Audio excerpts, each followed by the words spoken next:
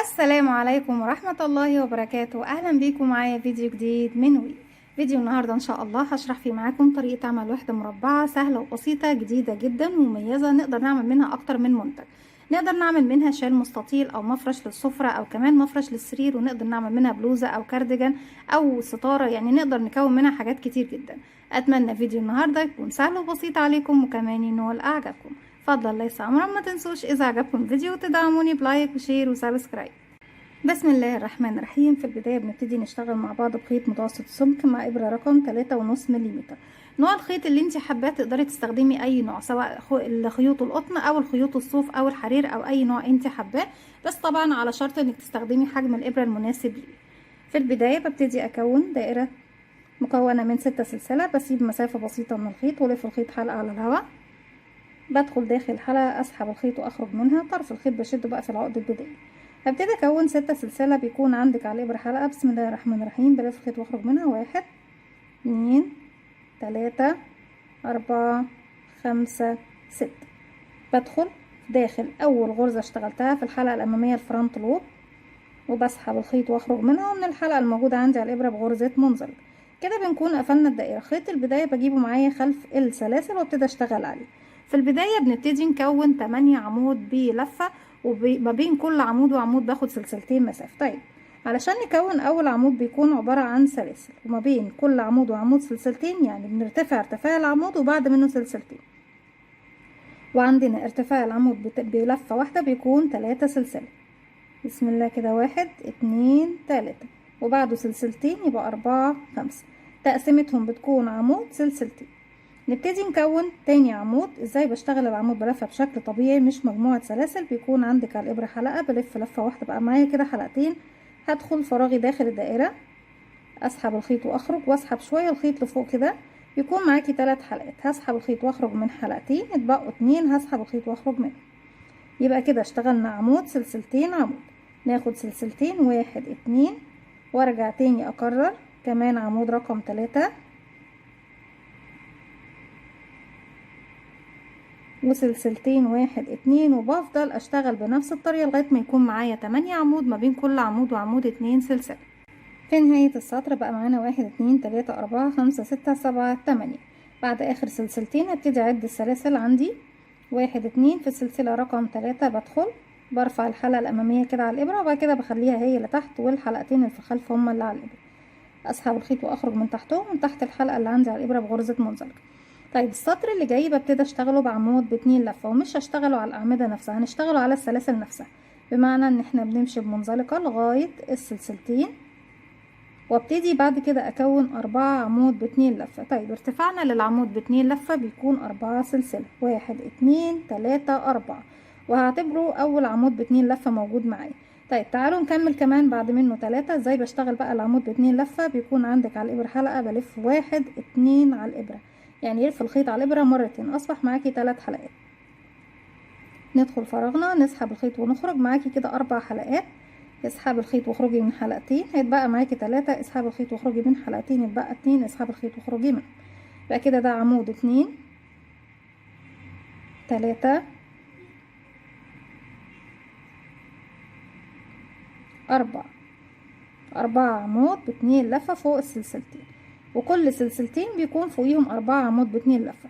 طيب مسافة ما بين كل 4 عمود و4 عمود بيكون 5 سلسلة، 1 2 3 4 5، وارجع تاني 4 عمود 5 سلسلة، 4 عمود 5 سلسلة، وهكذا حتى نصل الى نهاية الراوند. رجعت لكم تاني، وزي ما احنا شايفين في اخر مجموعة بعد ما اشتغلت اخر 4 عمود مش هاخد بقى 5 سلسلة، هنعمل خطوة بس هتخلينا نقف ايه في منتصف السلاسل دي، ان انا باخد سلسلتين بس من الخمسة، 1 2، وابتدي اشتغل عمود بلفة 1 في اخر سلسلة ارتفاع، 1 2 3 رقم 4 ابتدي اشتغل فيها العمود بلفة واحدة. والنتيجة دوت ان احنا واقفين في منتصف ايه مكان السلاسل. طيب نبتدي السطر اللي جاي. هرتفع 3 سلسلة ارتفاع العمود بلفة، 1 2 3، وهعتبره عمود بلفة موجود معايا، واشتغل كمان على الجانب دوت كمان 3 عمود بلفة، بحيث يكون معايا 4 عمود بلفة ايه في المجموعة دي. نعتبر كده 1 2 3 4. بدون ما اخد اي سلاسل. شايفين بقى عندي هنا الاعمدة الاربعة، 1 2 3 4، بسيب اول واحد وتاني واحد واروح لتالت واحد واشغل غرزة حشو، ادخل اسحب الخيط واخرج معايا حلقتين، هسحب الخيط واخرج معايا. هبتدي الف الخيط على الابرة تاني واروح للسلاسل اللي بعدهم. هنا طبعا احنا اشتغلنا نص المجموعة، لسه نص المجموعة. لما الف نهاية الراوند هنبتدي نشتغل هنا 4 عمود كمان، يبقى اشتغل 4 عمود، 1 عمود بلفة واحدة، 2 3 4 سلسلة، 1 2 3 4، وارجع تاني 4 عمود في نفس الفراغ، 1 2 3 4. خلصنا المجموعة عندنا هنا. بعد بقى 1 2 بسيبهم واروح لرقم 3 واشغل غرزة حشو. نرجع الفراغ اللي بعده 4 عمود، 1 2 3 4. مرة باخد 4 سلسلة والمرة التانية باخد 3 سلسلة بس، 1 2 3. تمام يا بنات. وبعد كده نرجع تاني 4 عمود، 1 2 3 4. مكان الأربع أعمدة بعد 1 2 بسيبهم ورقم 3 بشغل غرزة حشو، وارجع تاني 4 عمود، 4 سلسلة، 4 عمود حشو، 4 عمود، 3 سلسلة، 4 عمود حشو، وهكذا. يبقى زي ما قلنا مع بعض، مرة بشغل 4 سلاسل، مرة بشغل 3 سلاسل. لكن هي في الأماكن اللي فيها السلاسل عندي بشغل 4 عمود وبعد كده 4 عمود تانيين، وبعد كده في المكان هنا بشغل غرزة حشو. بكمل لغاية ما اوصل للنهاية وارجع لكم نكمل مع بعض. رجعت لكم تاني في نهاية السطر. نبتدي بعد ما اشتغلت اخر غرزة حشو والمجموعة هنا لسه ما اكتملتش، بنكملها ب4 عمود، 1 2 3 4. المكان الاخير مفروض عندي الترتيب بتاعه بيكون 3 سلسلة، هشتغل منهم سلسلة واحدة بس، وبعد كده هبتدي اروح اشتغل غرزة نصف عمود في ثالث سلسلة. ازاي بشتغل النصف عمود؟ بيكون عندي على الابرة حلقة، بلف لفة واحدة بقى حلقتين، بعد 1 2 3، سلسلة رقم 3 بدخل فيها، اسحب الخيط واخرج منها، معاكي 3 حلقات، اسحب الخيط واخرجي منهم التلاتة. احنا كده واقفين في منتصف بردك ايه الفراغ اللي المفروض ان هو بيكون عندي 3 سلاسل. طيب نبتدي نشتغل زاوية مكونة من 3 عمود، 1 2 3 سلسلة، 3 سلسلة عفوا. وبعد كده بشتغل 2 عمود بلفة كمان، 1 2. نهاية السطر طبعا بنبتدي نشتغل ال3 عمود الباقيين. طيب مسافة ما بين ال3 عمود دول والفراغ دوت اللي هو فيه السلاسل عندي، هبتدي اشتغل 1 2 3، ونبتدي نروح للفراغ اللي فيه السلاسل عندنا ال4. هبتدي اكون يا بنات زي اللي احنا شايفينه هنا ده، كلاستر 3 سلاسل، كلاستر 3 سلاسل، كلاستر 3 سلاسل، كلاستر. وكل غرزة كلاستر مكونة من 3 عمود ب2 لفة، ما بين كل كلاستر وكلاستر بيكون عندي 3 سلاسل مسافة. يبقى هلف الخيط على الابرة مرتين، 1 2، هدخل فراغي، اسحب الخيط واخرج، معايا 4 حلقات. بما اننا بنشتغل غرزة كلاستر يعني بشتغل لغاية اخر حلقة في العمود، ما بسحبهاش عندي من على الابرة، يعني بسحب من حلقتين مرة، ارجع اسحب من حلقتين دي تاني مرة، تالت مرة مش هسحب بقى من الحلقة دي والحلقة الاساسية، لا هسيب الحلقة دي مع الحلقة الاساسية. برجع تاني عمود، بلف 1 2 وادخل فراغي، اسحب الخيط واخرج، هسحب من حلقتين، هسحب من حلقتين واخلي الحلقة الاخيرة. تالت عمود بلف مرتين وادخل فراغي، اسحب الخيط واخرج، اسحبي من حلقتين، اسحبي من حلقتين وخلي الحلقة الاخيرة. بقى معاكي الحلقة الاساسية وثلاث حلقات، ال3 عمود اللي اشتغلناهم ب2 لفة لغاية اخر حلقة ما سحبناهاش، هسحب من ال4 حلقات مع بعض، 3 سلسلة مسافة، 1 2 3، وارجع تاني اكرر بقى المسألة دي كمان 3 غرزة كلاستر كده، 1 2 3، 4 حلقات، نسحب الخيط ونخرج منهم كلهم مع بعض. ما بين كل كلاستر وكلاستر بشتغل 3 سلسلة مسافة، 1 2 3. كمان مرة، 1 2 تلاتة. 3 سلسلة، 1 2 3. اخر غرزة كلاستر موجودة عندي مكونة من 3 عمود ب2 لفة، 1 2 3. نقفل غرزة الكلاستر ما بين بقى غرزة الكلاستر والمكان اللي هشتغل فيه 3 سلسلة، 1 2 3. يعني المسافات ما بين كل مكان ومكان بشتغله 3 سلسلة يا بنات. هنلف الخيط ونروح هنا بقى نشتغل 3 عمود، 1 2 3. والعمود هنا هيكون بلفة واحدة بس، 1 2 3 سلسلة، وارجع تاني في نفس الفراغ، 1 2 3. خلصنا المكان دوت فيه 3 عمود، 3 سلسلة، 3 عمود، 1 2 3. هرجع بقى الفراغ اللي بعده، برجع تاني اكرر واكون فيه 4 كلاستر، ما بين كل كلاستر وكلاستر فيه 3 سلسلة مسافة، وبنكرر المسألة دي لغاية ما نوصل لنهاية السطر. مرة بشتغل زاوية مكونة من 4 كلاستر، بعد كل مسافة ومسافة طبعا بيكون 3 سلاسل، ومرة بشتغل زاوية مكونة من 3 عمود، 3 سلسلة، 3 عمود. كرري دوت لغاية ما نوصل لنهاية السطر. رجعت لكم تاني في النهاية زي ما احنا شايفين بالشكل ده. بعد ما خلصت اخر مكان اشتغلت فيه 4 كلاستر، هبتدي بقى اروح للفراغ الاخير اللي هو كان الاول بالنسبة لي، اللي اشتغلنا فيه 3 عمود بلفة. بكمل كمان 3 عمود بلفة، 1 2 3. 3 سلسلة، 1 2 3. وهبتدي هقفل بغرزة منزلقة فوق ثالث سلسلة ارتفاع، 1 2. رقم 3 بنقفل فيها بغرزة منزلقة. طيب نبتدي نجمع ال3 عمود دول مع بعض. هرتفع 3 سلسلة، 1 2 3، وكأني بالظبط بشتغل غرزة كلاستر بس ايه بعمود بلفة واحدة. هلف الخيط على الابرة، واعتبرت ده اول عمود عندي. هدخل فوق تاني عمود، هسحب الخيط وهخرج، هسحب الخيط واخرج من حلقتين مرة واحدة بس، واخلي الحلقة الاخيرة الف الخيط لفة وادخل في العمود الثالث، اسحب الخيط واخرج، اسحب الخيط واخرج من حلقتين، واخلي الاخير. معاكي 3 حلقات، اسحبي الخيط واخرجي منهم هما ال3.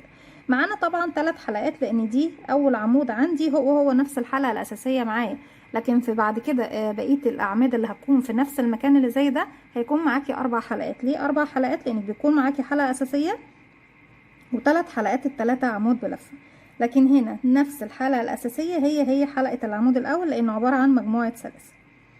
باخد 3 سلسلة مسافة، 1 2 3.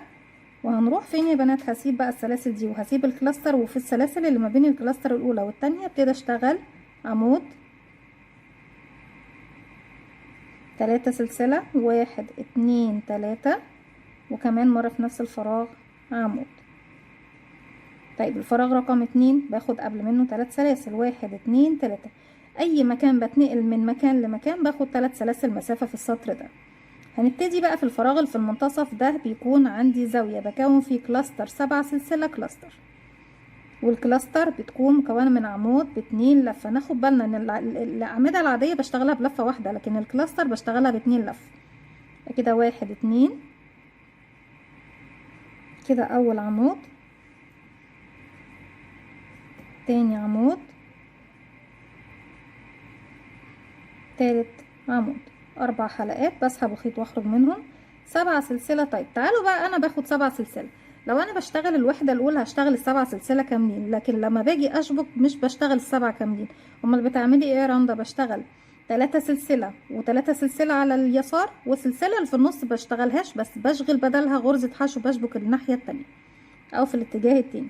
يعني بقسم عدد السلاسل 1 2 3. رقم 4 مش هنشتغلها، لكن هنجيب بقى الوحدة المقابلة لينا، خيطك لفوق زي ما احنا شايفين، والوحدة التانية اهي. من ظهر الوحدة من تحت كده بنزل، يا اما تنزلي من تحت السلاسل مباشرة او تعدي 1 2 3. في رقم 4 ببتدي ادخل، اسحب الخيط واخرج. معاكي كده على الابرة حلقتين، اسحبي الخيط واخرجي منهم. هتبصي تلاقي نفسك لما سحبتي وشغلتي غرزة حشو وشبكتي بيها اديتك من فوق نفس المكان بتاع السلسلة رقم 4، عشان كده مش محتاجين نشتغل. بعد كده كمل بقى ال7 سلسلة، 1 2 3. وارجع تاني لنفس المكان اللي انا كنت فيه، واشتغل كمان غرزة كلاستر تانية مكونة من 3 عمود ب2 لفة، 1 2 3. يبقى عرفنا يا بنات لو في الوحدة الاولى، لان بتكون اول وحدة بشتغلها، بشتغل ال7 سلسلة كاملين. في بقية الوحدات وانا بشبك بسيب السلسلة اللي في المنتصف هي اللي بتكون مكان التشبيك. نخلص غرزة الكلاستر، باخد 3 سلسلة، 1 2 3، وهبتدي الفراغ اللي فيه سلاسل اللي بعدهم اشتغل عمود، 3 سلاسل عمود، عمود واحد، وباخد 3 سلسلة. لو في الوحدة الاولى، في بقية الوحدات اللي بتشبكي فيها ما باخدش ال3 كاملين، باخد سلسلة وبروح للوحدة اللي هشبك فيها في الاتجاه التاني، بشوف فين المكان طبعا اللي فيه 3 سلاسل ما بين العمودين.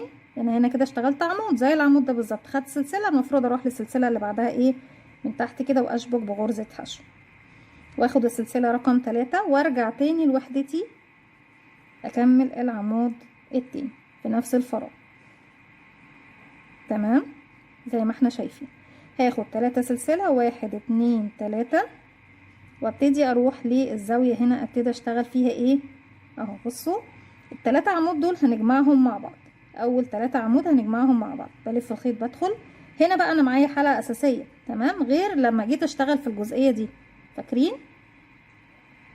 بلف الخيط وبدخل، اسحب الخيط واخرج، واسحب من حلقتين واسيب الحلقة الاخيرة، بكرر اسحب من حلقتين واسيب الاخيرة، والعمود رقم 3 بسحب من حلقتين واخلي الاخيرة. اصبح كده معاكي الحلقة الاساسية وثلاث حلقات، ال3 عمود، اسحبي الخيط واخرجي منه، 3 سلسلة، 1 2 3. يبقى كده جمعنا ال3 عمود اللي تحت ايه مع بعض في حلقة واحدة من فوق.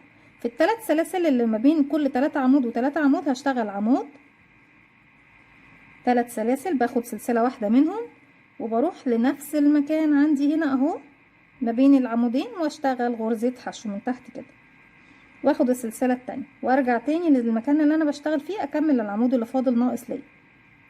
3 سلسلة، 1 2 3. ال3 سلاسل اللي باخدها مسافة ما بين كل مكان ومكان ما بشبكش فيهم، احنا بنشبك بس في الاماكن اللي قلنا عليها دلوقتي. هنبتدي نروح نسيب طبعا السلاسل دي ونروح لاول سلاسل موجودة عندي بين الكلاستر، عمود، 3 سلاسل، باخد منهم سلسلة واروح بقى لنفس المكان عندي هنا في الخلف ما بين العمودين في 3 سلاسل، اشبك بغرزة حشو واخد سلسلة كمان، نرجع تاني هنا كمان عمود، 3 سلسلة، 1 2 3. هنا ده الفراغ اللي في المنتصف، كلاستر من 3 عمود ب2 لفة، 1 2 3 ونقفلها، 7 سلسلة، باخد 1 2 3 ورقم 4، بنزل طبعا هنا من المنتصف اشغل بغرزة حشو بتكون بمقام رقم 4، وبعد كده 1 2 3 نرجع تاني لنفس المكان اكون كلاستر كمان،